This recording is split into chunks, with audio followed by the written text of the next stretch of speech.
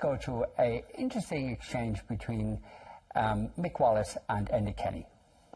Taoiseach, you said over the weekend that the protests were about more than water, and I believe you're right. In February 11, the government said that by the end of our term in government, Ireland will be recognised as a modern, fair, socially inclusive and equal society. Now, cuts to rent supplement, child benefit, back to school and footer allowance, respite care grant, just a few of the things that made sure that never happened. Now, water is also a very important issue for the Irish people, and the whole concept of Irish water goes against the grain of the idea that water is a human right.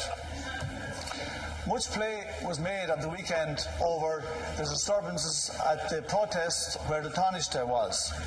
Do I agree with objects or abuse being thrown at the Taoiseach? No, I do not. But do I think that the protests have been peaceful? Overwhelmingly so. The protests for the last number of months have been overwhelmingly peaceful.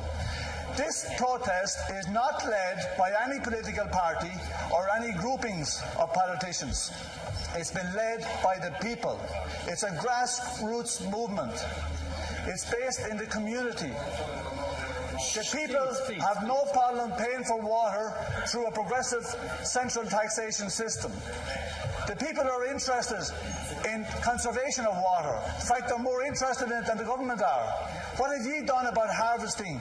What have you done about control on tap pressure? What have you done about the double cistern in order to conserve water? You've done nothing about it. What have you done about the fact that there's stories going into the sea in Duncannon and they've lost their blue flag? Do you know why?